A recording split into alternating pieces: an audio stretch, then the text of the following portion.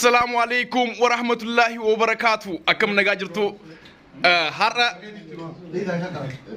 mana habtamu tasfay gamachutti iftara nuamani achjira jama'an kenya guutu nakum argitan kana adam alla sirra jira tamam jira amira tamam Husaini kuno asbira hundi sani jiru habtamun isa kana kamo beitan kush media irratti beitani hundi kesanu ega iftara ajaiba godin harra mani sati no afere kuno achjira nawal gatainara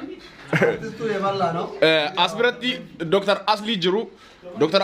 Asin ammo artist Isaac Zenu jira Asin Abbe Shetahiri Asin artist Shivreda maqaa eenyu jedhame Abdi okay dibama Azran Ready Adam Azran artist Muhammad Morkamada kajiru namni hafe hinjiru jama'an kenya guutun asitti argame jira guyyaa har'a Fatiya Mujahid garanaan jirti የዛሬ ፍጡር ስፖንሰር የሆነችው ስፖንሰር ሳይሆን ሼፍ ነች ሼፍ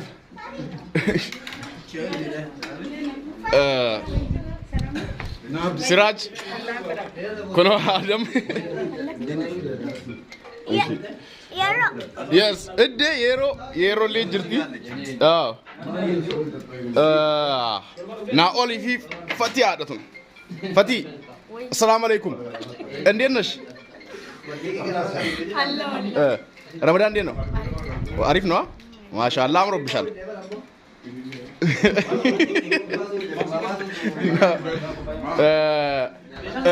ماشي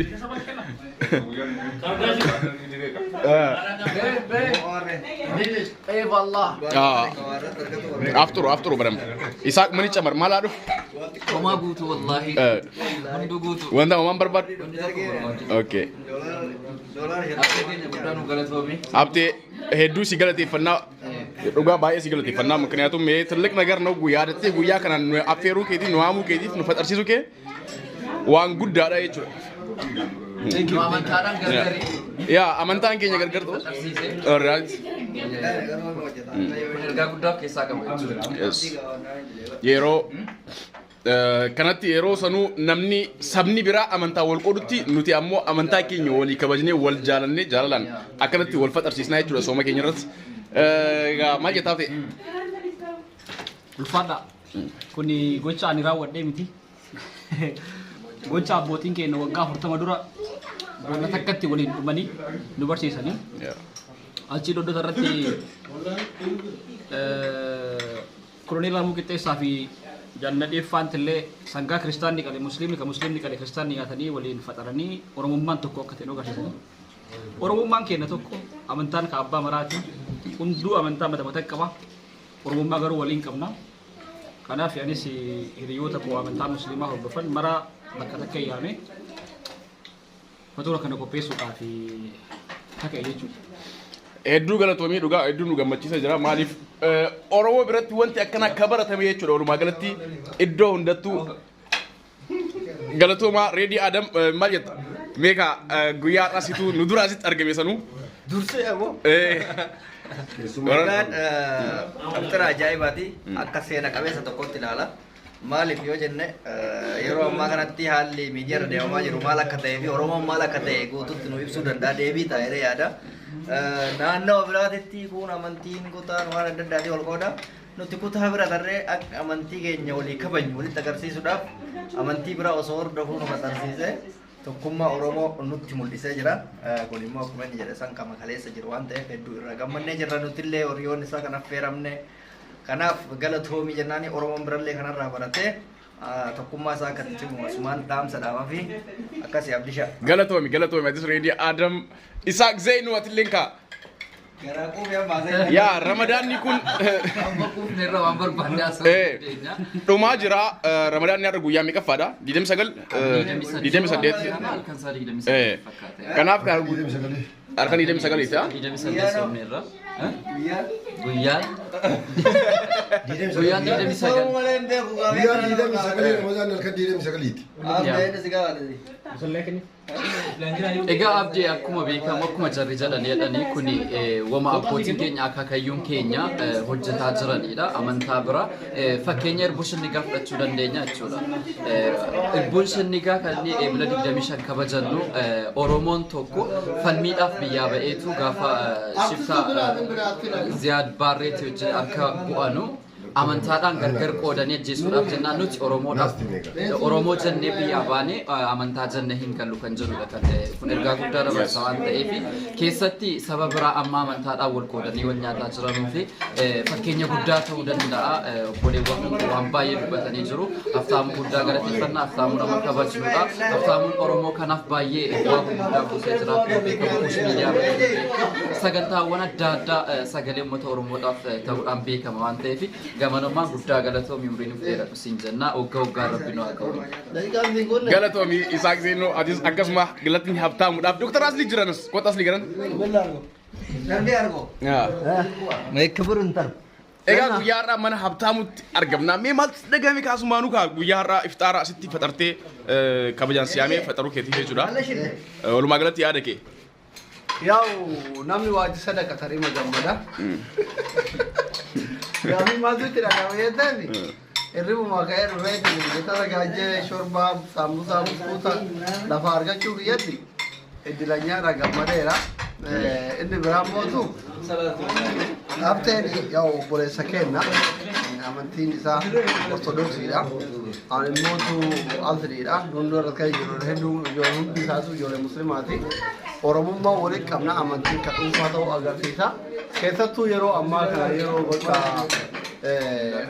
miidiyaa irratti lafarratti muslima kiristaana jedhee namni wal caqacaqaa jiru kiristaanni kun warra turtee keessatti gubate gadda amaaraatti gondoritti akkasii kitaaba gubataa miidiyaa kana gubbaa waan arrafama kuni deebii gahaadha amantiin kan dhuunfati oromummaan immootu kan waliiti soo kanaaf obboleewwan kiyya wal danda'uun amantii walii kabajuun hojii soomuun hojii faxaruun kanuma abboota keenyarraa barre gootota keenyarraa kanuma barre amma biyya keessatti yoo fudhatte yeroo masqalaa yeroo bu'e kana hooyyee deemna nuti ijoollee kiristaanaa wajjin biyyumatti jechuudha qixxaafaa wajjin nyaanna qacce gisee bu'ee dhukkaatii galee daabboo jira bixxillee jedhaniin isin hin beektan hooyyee dhukkaatii galee homa biyyatti taaturre abboota keenyarratti agarre homa qabsaa'ota keenyarraa waan godhan dhageenye asitti illee haabteen deggame Oromoon duruma amantii walii kabajaa ammallee dhaloonni dhufu dhaloonni keessattuu miidiyaarraa wal nyaataa jiru kuni abbootii keenya akka amma nuti hafteen irra godhe kanarra turanii karaa karaan haa deemnu yaada jedhuun qaba innaa mataa jira. Ati yoomnu waamta dhugaa. Siin jenne ati yoomnu waamta. Guyyaa dabre mana reediitti faxarree ati yoo. An shawwaalli isin waama. Shawwaalli isin waama jedha. Egaa kan nama hunda dubbisuudhaaf sa'aatii waan hin jirreef Muhammad Murkama artist Jabaan Oromoo baratee. Yamanti sakwaa artist Muhammad Murkama akan jirta. Nagaa. Neek haatillee yaada kee gabaabsitu maal? Ayyee yaadni koo duraan dursee haftaamuun affeera kan gochuu guddaa galatoomu wanni haftaamu godhallee wanna addaati miti waan Oromoon kanaan dura godhaa ture amantiidhaan osoo gargarri hin bahinne waan kanaan dura hanga wareegama lubbuu ofii hidhamanii jechuudha. Kanaafuu Oromoon kamiyyuu amantiin kan dhuunfaati wanti waliin qabnu Oromummaa waan ta'e jecha innillee kanamuma dhugoomsuuf jechaadha. Gubbaan kun akkuma beeknu amantii isaa ortodoksiidha jedhu akkana islaamotu waamuu qaba ture durseen waame haa galatoomu ulfaadheedhaan. Galatoomeetis. Yamantichi kana yamantichi okay. Assalamu alaikum wa rahmatullahi wa barakatuh. Sin yamani jettani Oromoon raamul ketani. Anyway awwalatti habtamu rabbi hamil keessa. Amin. Amin jedha. Amin. Rabbi hamil keessa. Amin. Waan inni yaadi rabbi haa ta'u. Amin. Yaada muraada isaa rabbi haa guutu. Amin. Inni lammataa haa galatu. Amin. Galatu mullee jechuun ni baanni. Waan addaatiin wanni inni dalag waan abboonni isaa dalagan waan abboonni keenya duraan dalagan har'a inni dalagee jechuudha. Biyyooma kana qaba, Oromummaa kana qaba, hiriyummaa kana qaba, waanuma jira dalagee haa ta'u yaada muraada isaa rabbi haa guutu. Amin. Yaada muraada isaa rabbi haa guutu. Amin. Yeroo kanatti yeroo amma uummanni waan dalagamaa jiru kana ni argitanii yeroo kanatti nuti immoo uummanni Oromoo akkanatti wajjin osoo amantaa waliin qoodin osoo maaliin jedhin bakka takkatti isa biratti mana isaatti dhufnee fataraa jirraa jechuudha. Kanaaf kun baay'ee waan nama gammachiisudha. Ambuun irraa baratuu qabdi jedhee yaada. Assalaamu alaikum warahmatullahi wabarakatuh. Taanii du'aa isaa booda itti deebinaa kaameraa dhaamsine inshallah kan. Ayyee galatoome Abbee Shexaayir Abdurrazaaq Xaayir. Kantiibaa magaalaa. Suuqaa Jawaa. Ani amma wanti namoota kana wanta isin jettaniin ala wanti irra deebi'eetiin haarufti jedhu wanta hin jirreef isinuu jettanii geessitanii kama isin jettan san irratti goola buudhaa. Kama isin jettan san irratti goola buudhaa.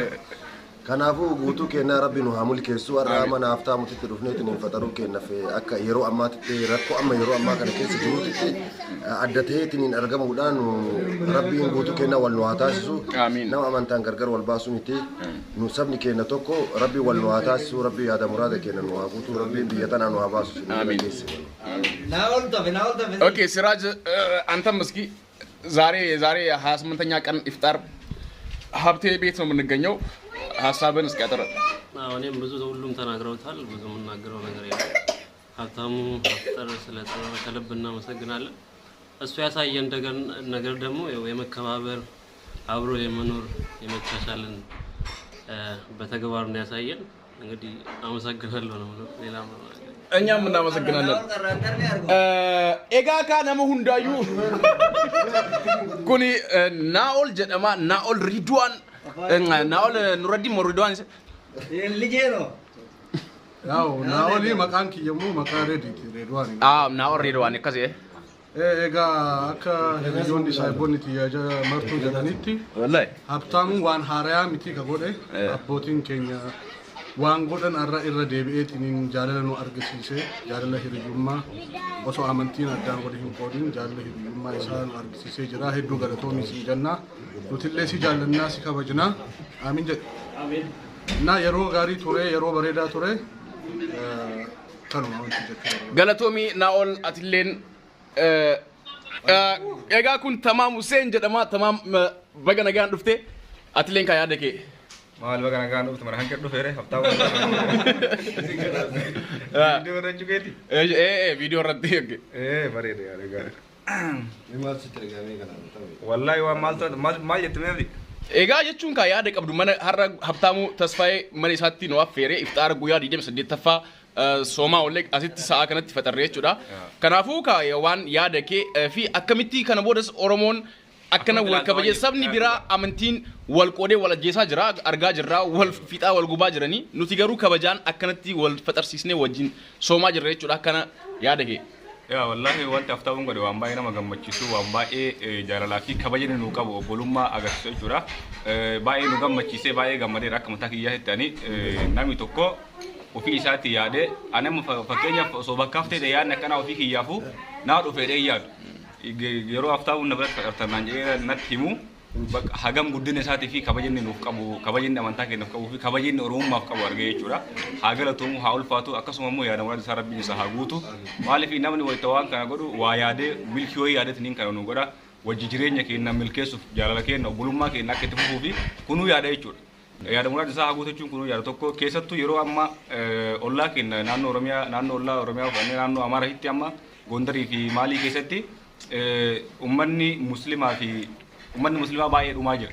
Ummatuma sabuma sanii sabuma tokkoon dhumaa jira jechuudha. Nuti immoo yeroo kana keessatti akkatti wal kabajnee akkatti wal faxarsiisuun dhugumatti sabni keenya kun ammallee ummata san dura waggaa sammuudhaan baay'ee fagaannee kan jiru agarsiisa jechuudha. Hafteen haa galatuumu haa ulfaatu rabbi ammallee guddina isaa kana ka godhu immoo nama guddaa fi nama waa beeku sii galee nama yaada qabu. Akkuma amma innuyyuu nama guddaadha kana caala rabbiin ammallee isaa guddisu kana rabbiin beekumsa isaa haa dabalu rabbiin ammallee yaada muraada isaa guutuu isaa haa guutu amiin bal jenna kanuma jedhaabdi. Egaa galatooma hundi keessanuu ana qofaa viidiyoo keessan seeninii anis yeroo no haasa'ee jira figeeffadheen yeroo biraa walitti deebinaa soomanni kunis dhumee jira guyyaa lama qofaan nu hafee lama qofaan nu hafee booda anillee footoon Kanaafuu wal arginaa hanga guyyaa soddomi tokko dhiirni guyyaa lamatti ta'ana fakkaate. Kanaafuu bal'inaa wal agarraa nagayaan naaf ta'a hundi keessanuu baay'ee sin jaaladha. Namoonni haaree taatan subscribe gochuudhaan maatii keenya ta'a kan viidiyoo kana ilaaltan like godhaa. Bye bye.